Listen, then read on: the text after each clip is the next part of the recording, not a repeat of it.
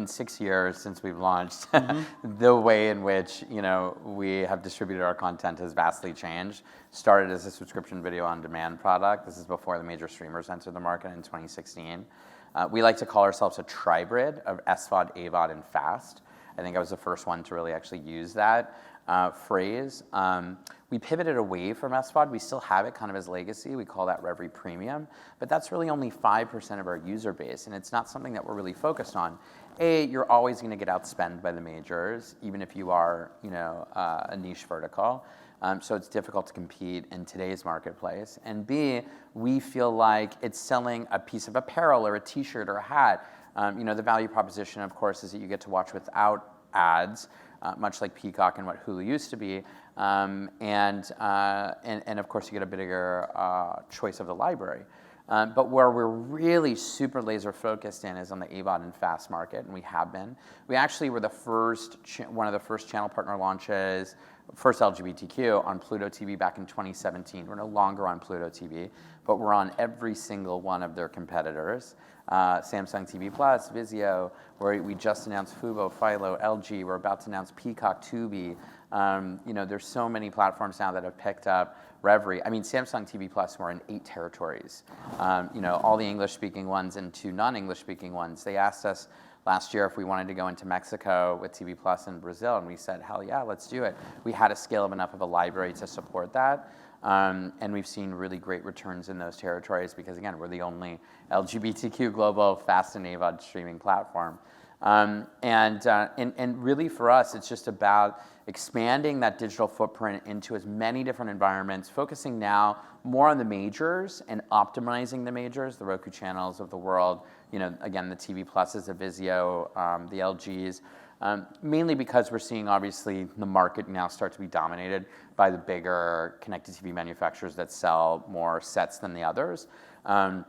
And you're starting to see, obviously, them marketing themselves. So we get to kind of piggyback off of, Samsung and Roku Channel and everybody who is scaling their own EPGs and evangelizing their own products as the exclusive and only LGBTQ network in these environments.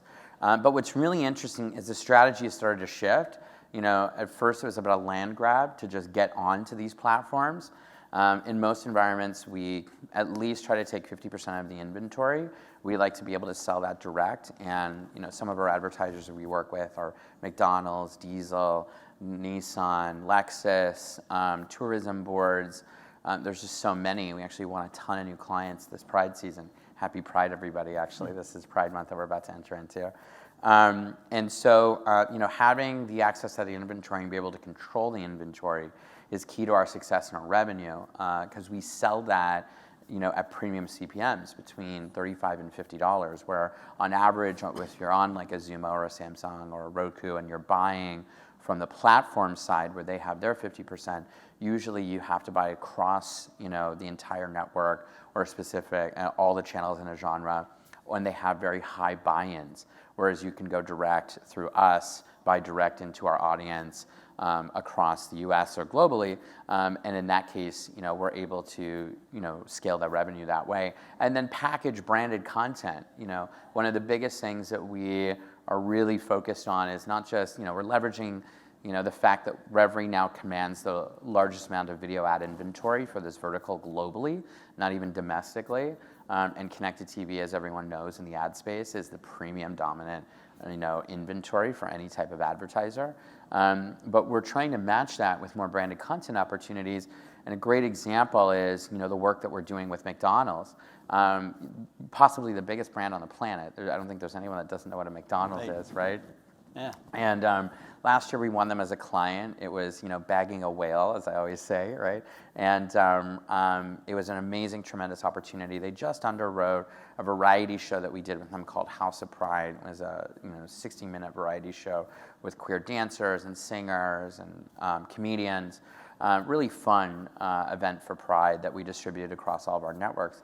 We had promised them like 5 million views, and we did 16 million in 60 days. That's how ravenous our community is for this content, especially when it's intersectional and it looks like us. It's it's diverse.